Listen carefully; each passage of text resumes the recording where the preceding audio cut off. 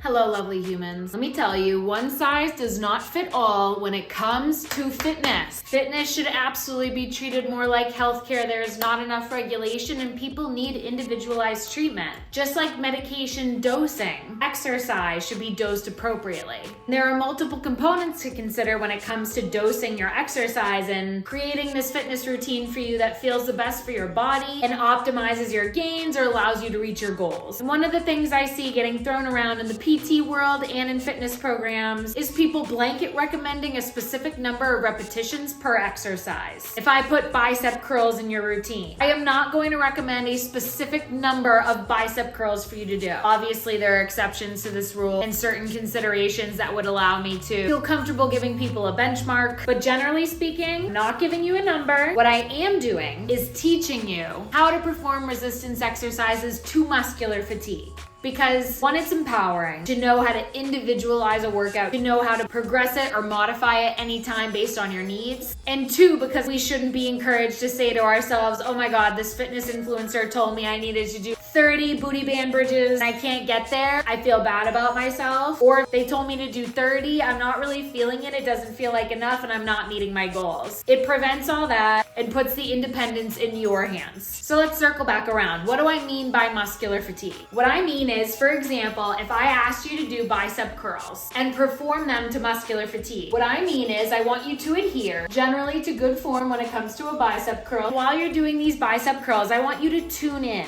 Tune into that target muscle, build that brain-body connection, feel that bicep squeeze. When you get to the point where you feel like you couldn't do more than 3 or so repetitions without sacrificing your form or the goal of the exercise, that's when I want you to stop. That would be considered completing a hard set, which allows you to get to the point where you're getting enough time under tension to stimulate that muscle to grow. That would be the goal for hypertrophy or for growing muscle. If you're at a place where you feel like your level of muscle mass is excellent, your lean body composition is exactly where you want it, you may not have to go all the way up to that point of muscular fatigue. Scaling it back just a bit could be an appropriate method for you to stay in a maintenance zone. So again, I encourage you for any exercise to get to that point of feeling that burn, feeling that fatigue in the muscle, where you feel like you couldn't do 3 or more repetitions without sacrificing form. Some other absolutely key indicators that you're getting to that point of muscular fatigue is if you start feeling yourself shaking, is if you start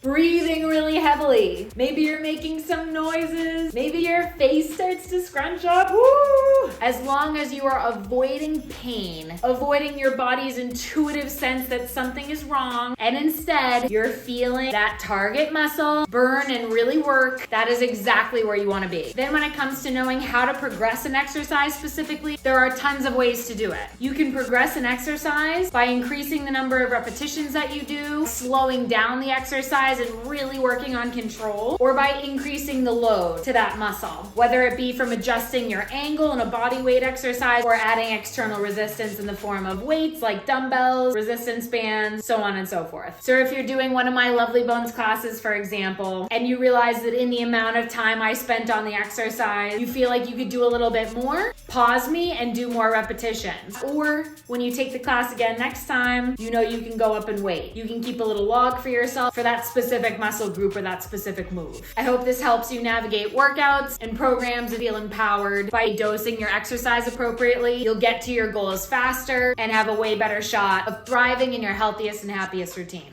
Sending love to you today.